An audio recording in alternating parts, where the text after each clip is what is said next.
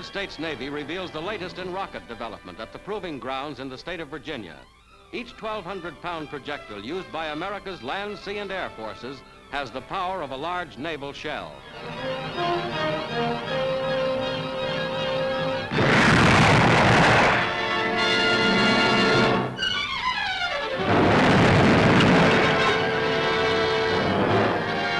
To a fighter plane, the new rocket gives the force of a battleship.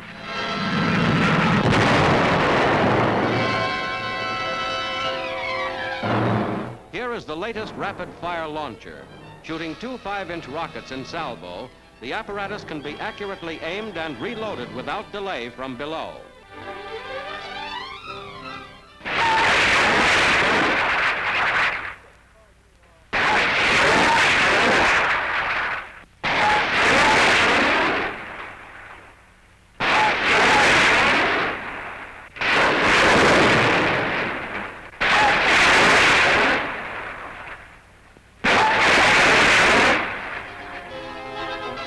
Landing craft equipped with rocket launchers becomes a mighty warship. Cleared for action, she has the firepower of 5 destroyers.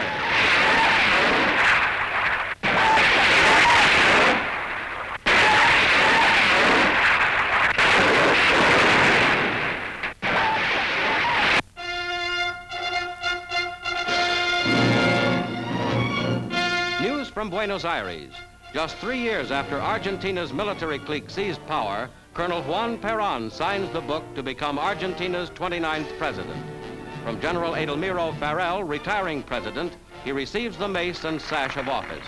Looking on is Madame Peron, the president's wife, as her husband pledges unshakable maintenance of Argentine sovereignty.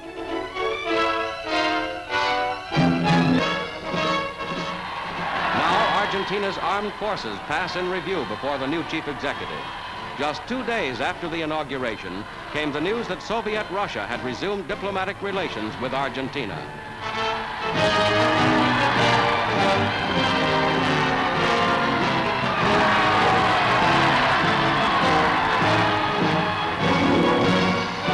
President Peron was bitterly opposed by the liberal parties, but achieved large popular support.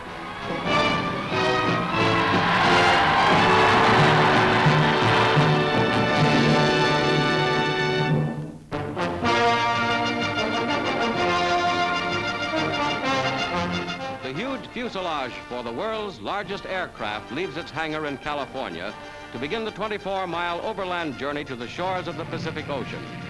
One wing alone measures 165 feet, and the huge seaplane, when completed, will be powered by 8 3,000-horsepower engines. En route to a special graving dock, linesmen cut wires and shift poles to provide clearance for the huge plane.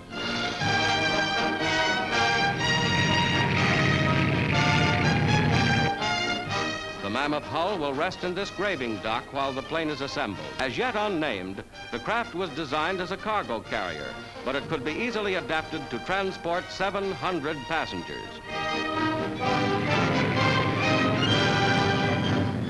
This, the latest and largest transport plane, opens new horizons in man's conquest of the skies.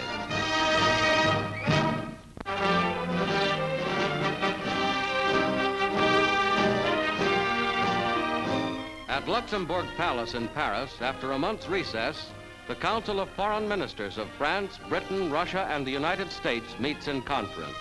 French Minister Bidault is chairman. Foreign Minister Ernest Bevin of Great Britain, and representing the Soviet government, Foreign Minister Molotov. Although there was little agreement at the first meeting, United States Secretary Byrnes' motion to deal with the Austrian peace treaty has this time been carried.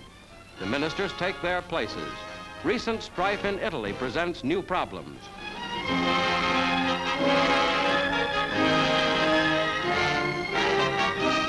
Here in the Victor Hugo Salon of Luxembourg Palace, the Big Four Council begins to lay the foundations for the final peace treaties.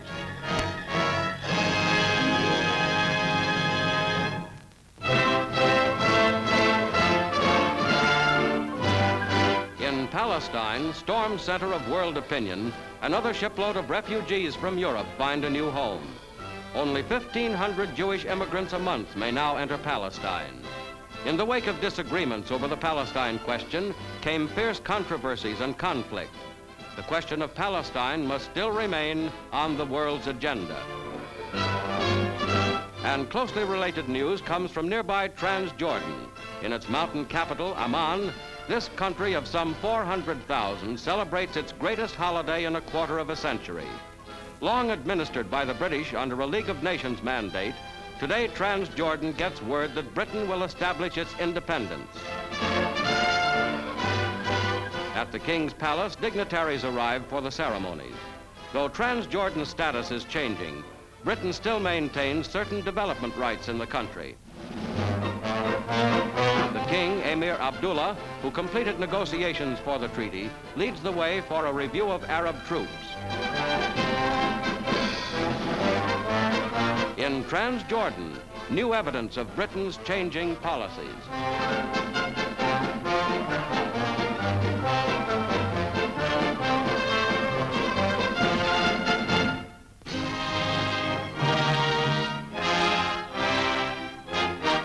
To New York City's Hunter College and the United Nations Atomic Energy Commission comes Bernard M. Baruch, key figure in 2 world wars and advisor to presidents. The 75-year-old statesman brings his plan for the atomic age. Among those at the historic meeting are Major General Groves and other military and civilian experts. Mr. Baruch chats with Trygve Lie, Secretary General of the United Nations. Now he outlines the position of the United States and calls for an international law to deal with the control and development of atomic energy.